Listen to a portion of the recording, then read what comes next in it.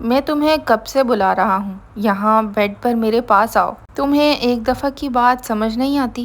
آخر میں نے تم سے شادی کی ہے، کوئی گناہ تو نہیں کیا؟ وہ مسلسل روئے جا رہی تھی، جیسے وہ اس شادی سے خوش نہیں ہے۔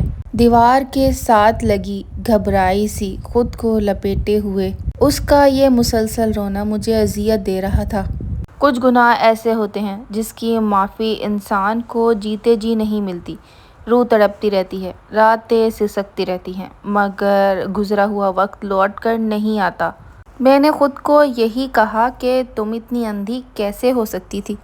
ایک ہنستے بستے گھر کو، ایک معصوم سی زندگی کو اپنی انا اور ہوس کی آگ میں تم نے جلا کر راکھ کر دیا۔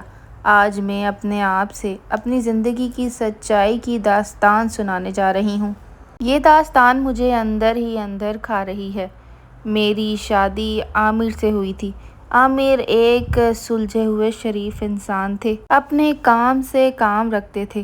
شادی کے بعد جب میں اس گھر میں آئی تو مجھے سب الگ اور منفرد لگا۔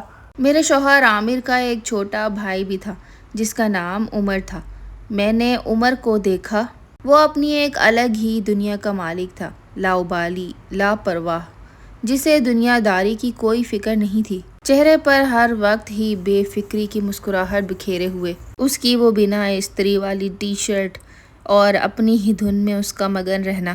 گھر والے سبھی اسے سمجھاتے، عامر اسے ہر وقت لیکچر دیتا، مگر وہ ہر بات ہی مسکرا کر ٹال دیتا تھا۔ مجھے عمر کی یہ بے فکری اور اس کی مردانہ وجاہت بھرپور سراہتی تھی۔ میں آہستہ آہستہ اس کی طرف کھنچے چلے جا رہی تھی۔ میں تھی عامر کی بیوی، لیکن میرا دل عمر کے لیے دھڑکنے لگا تھا۔ مجھے اس کا یہ بے باک رویہ بہت بھاتا تھا۔ میں گھنٹوں کچن سے کھڑی اسے صحن میں بیٹھے ہوئے اپنی ہی دھن میں گانا گاتے دیکھتی رہتی تھی، اور عمر کی اس بے فکری کے پیچھے ایک گہرا راز تھا۔ وہ اپنی خالہ کی ایک بیٹی سے بچپن سے ہی عشق کرتا تھا۔ اس کا نام عائشہ تھا۔ عائشہ ایک سیدھی سادی خوبصورت لڑکی تھی، اور عمر ایک لاابالی طبیعت کا آدمی تھا۔ میں عمر کی بھابھی تھی اور یہ سب کچھ جانتی تھی۔ عمر جب بھی عائشہ سے بات کرتا تھا تو اس کی آنکھوں میں ایک عجیب سی چمک ہوتی تھی۔ وہ دنیا بھر سے لاپرواہ ہو سکتا تھا، لیکن عائشہ سے کبھی بھی لاپرواہ نہیں ہوا تھا۔ اس کے دل کی تڑپ صاف نظر آتی تھی۔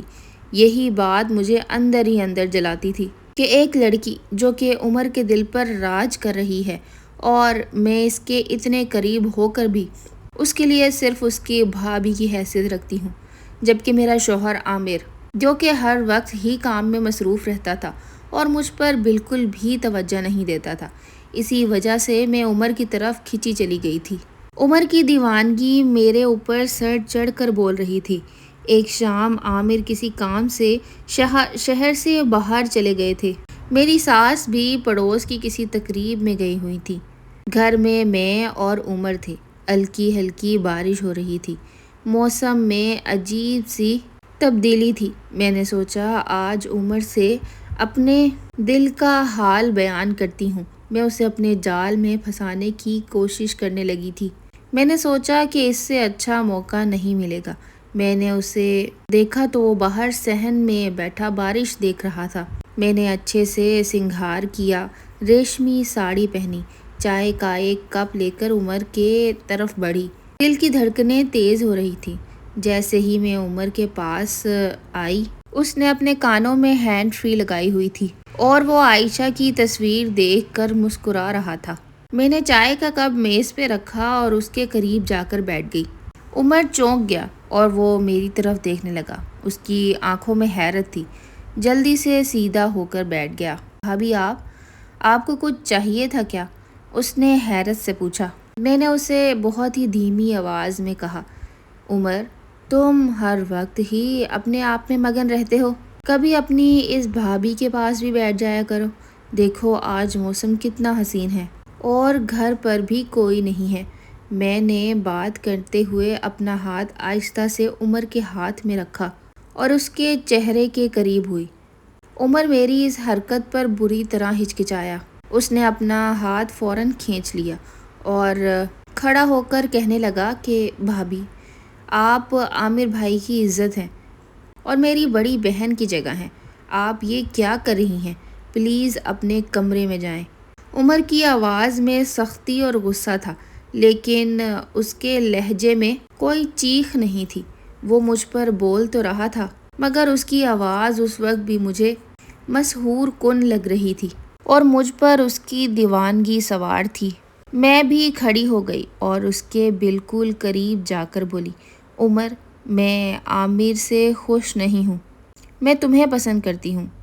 عائشہ میں ایسا کیا ہے جو مجھ میں نہیں ہے؟ ایک بار میری طرف دیکھو تو صحیح. عمر نے غصے سے میری طرف دیکھا. اس کی آنکھوں میں سرخی تھی. اس نے مجھے کہا، چپ ہو جائیں بھابھی. بھابھی بس بہت ہو گیا. اگر آپ مجھ سے بڑی نہ ہوتی تو میں آپ کو بہت اچھا جواب دیتا. اگر آپ نے اپنی حد پار کی تو مجھ سے برا کوئی نہیں ہوگا. اس کے بعد وہ اپنے کمرے میں چلا گیا اور دروازہ بند کر لیا. میرا دل اس ٹائم پر ٹوٹ گیا، لیکن اس سے زیادہ میری انا کو ٹھیس پہنچی تھی. ایک عام سے لڑکے نے مجھے ٹھکرا دیا تھا. اسی وقت میرے اندر کی عورت نے فیصلہ کر لیا کہ عمر کو اس کے گھر میں سکون سے نہیں رہنے دوں گی. اس رات کے بعد میں نے عمر کو نیچا دکھانے کا پلان بنایا تھا. میں نے گھر میں روز نئے نئے جھگڑے شروع کر دیے. کبھی میں عامر سے کہتی کہ عمر میری عزت نہیں کرتا اور نہ مجھے عزت کی نگاہ سے دیکھتا ہے، اور کبھی میں امی جان کے مطلب میری ساس کے کان بھرتی تھی کہ عمر گھر سے پیسے چراتا ہے. عمر چونکہ لاابالی تھا، وہ اکثر اپنی صفائی پیش ہی نہیں کرتا تھا، بس خاموش رہتا یا پھر سب سے جھگڑنے لگتا. میرا شوہر یعنی عامر روز روز کے جھگڑوں سے تنگ آ چکا تھا. میں نے اپنے دماغ سے الٹی سیدھی جتنی کوشش ہو سکتی تھی وہ سب کی. ہر حربہ آزمایا. عامر جو کہ روز روز کی لڑائیوں سے تنگ آ چکے تھے، ایک دن عمر پر چیخ ہی پڑے اور عمر کو کہا کہ اس گھر سے نکل جاؤ. تم میری بیوی کو عزت کی نگاہ سے نہیں دیکھتے، اس پر میلی نظر رکھتے ہو.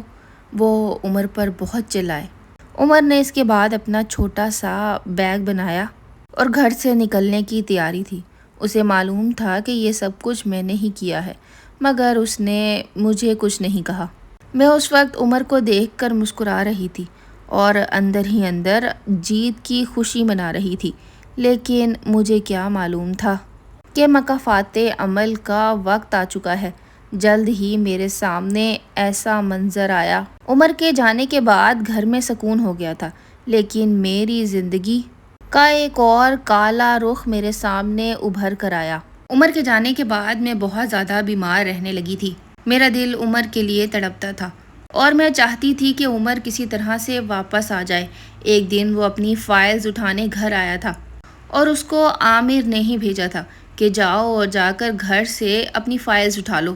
جب میں نے عمر کو اپنے سامنے دیکھا تو مجھے پرانا منظر گھوم گیا. مجھے احساس ہوا کہ میں نے عمر کے ساتھ بہت غلط کیا ہے. میں نے عمر کو کہا کہ عمر مجھے معاف کر دو. میں نے تمہارے ساتھ بہت برا کیا ہے. میں اس ٹائم پر پھوٹ پھوٹ کر رونے لگی.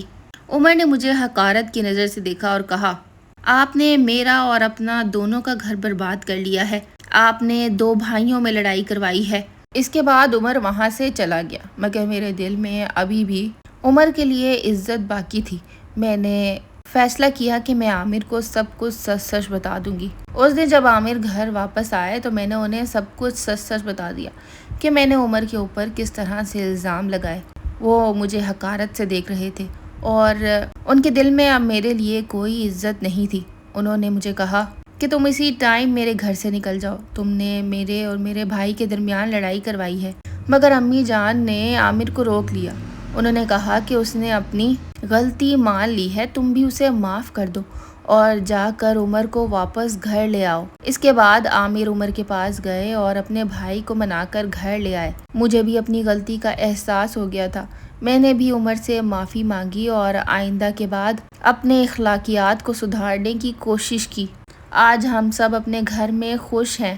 اگر ہم کسی کے ساتھ برا کرتے ہیں تو ہمارے ساتھ بھی واپس برا ہوتا ہی ہے، اور یہی مکافات عمل بھی ہے. اب عائشہ اور عمر کی شادی ہو چکی ہے، وہ دونوں خوش رہتے ہیں اور میں ان دونوں کو خوش دیکھ کر اور بھی زیادہ خوش ہوتی ہوں، کیونکہ میں نے اپنے آپ کو مکمل طور پر بدلنے کی کوشش کی تھی، جس پر میں 100% تو نہیں لیکن 95% ضرور کامیاب ہو گئی ہوں۔ میں عامر کا خیال رکھتی ہوں اور ان کی ہر ضرورت پوری کرتی ہوں۔ عمر بھی یہ سب کچھ دیکھ کر مجھ سے بہت خوش ہوتا ہے کہ کیسے میں نے اپنے اندر اتنا بدلاؤ لے کر آ گئی۔ آج جب میں اپنی پچھلی زندگی کو دیکھتی ہوں تو اپنے اوپر ہی لعن طعن کرتی ہوں کہ میں کیسے اتنی بد کردار ہو سکتی ہوں، اپنے ہی دیور کا گھر خراب کر رہی تھی۔ عائشہ جو کہ میری دیورانی ہے وہ بھی بہت اچھی ہے، ہم دونوں مل کر کام کرتے ہیں۔ آپ کو یہ کہانی کیسی لگی ضرور بتائیے گا۔ یہ کہانی محض انٹرٹینمنٹ کے لیے بنائی گئی ہے۔ ویڈیو پسند آئی ہو تو لائک، شیئر اور چینل کو سبسکرائب ضرور کیجیے گا۔